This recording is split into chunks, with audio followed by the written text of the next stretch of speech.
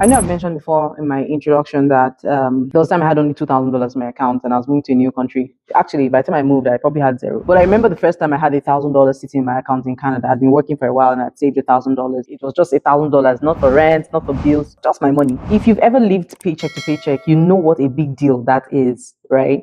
Especially an immigrant who is coming from a cash-based economy, figuring out what to do with that money can feel like you're holding the whole world in your hands and you're still unsure what to do with it. So today, I'm going to be sharing with you how I invested my first $1,000 in Canada. I'll share with you what I learned and what I would do differently if I was starting over again. And if you're in that place right now, this one is for you. So what's the first thing I did? I didn't rush. I was tempted to, but you know what? I know now. I know better now. So I didn't rush. I was excited, but I had to check myself because investing is not just about growing money. It's about being ready for the journey. One of my favorite authors and one of the people that I listen to all the time, Tony Robbins, the favorite speaker I listen to, he talks about self-awareness, and he said that self-awareness is one of the rarest human commodities. And he's right. You have to ask, what's my money story? Why am I in debt? Am I just trying to look rich or actually trying to build wealth? So before you even invest, take stock of where you are. Ask yourself, why am I doing this? For me, I realized that I needed structure, something more than vibe, something more than prayer. And I believe so much in prayer. And that's when I started learning about budgeting, and building credits and getting financially literate and all that stuff. I'd done that, done that work even before I came, right? Because truthfully, if you don't know how to manage $1,000, I'm sorry, you're not ready for 10,000, not to talk about 100,000 or 10 million. You're not ready. So what was the first thing I did? I invested in myself. So for a lot of us, we'll come here and the first jobs we'll get probably customer service, care job and all that. And those jobs are good, right? But I wanted to earn more. So of course, I invested in myself. So I split the 1,000. So what did I do with that 1,000? I split it. I put $400. It went straight to improving my skills. Not a degree, not anything fancy really. I just took an online course. I joined some webinars and I paid for coaching that helped me get licensed and start my mortgage business here in Canada. Yeah, this is coming to you as a shocker. I'm a mortgage broker. So I did that.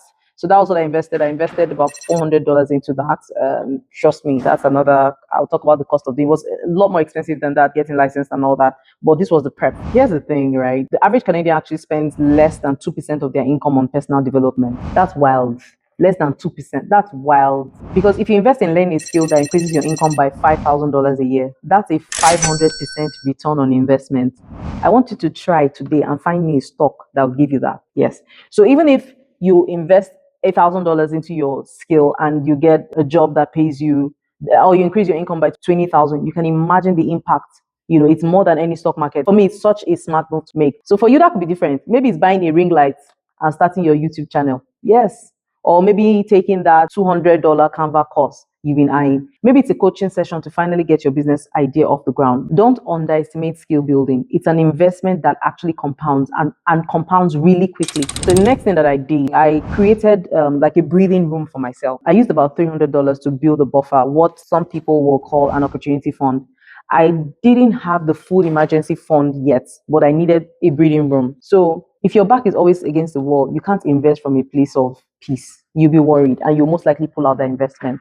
So you always panic and pull out your money at the worst time. So I packed some of that cash in a high interest savings account and labeled it "Not Today, Satan." I'm not joking. I labeled it "Not today, not today, you ain't got me." So it was enough to stop the cycle of panic.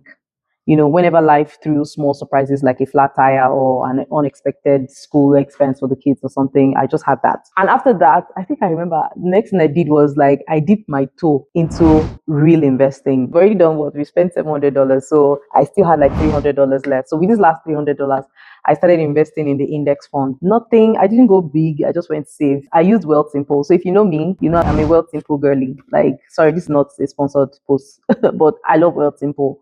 So I picked a balanced portfolio and set up automatic contributions. So not to tell you what my contributions are, but even if it's $50 a month, shall contribute. I spoke to my financial advisor and said, this is how much I want to be putting into my ETFs, right?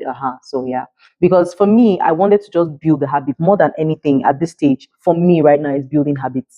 I'm not looking at balances to say, hey, I have this invested or whatever. I'm just looking at, I'm doing it consistently. Like I'm building these habits. That's all I'm doing right now. So I stayed away from stuff like crypto, hype stocks, Or what's this one that just crashed recently? Is it LSSC or so LSS, from funny stuff that just crashed recently? But not because they're all bad, but because I don't understand them. Like, I don't understand crypto. From now to tomorrow, you can explain it.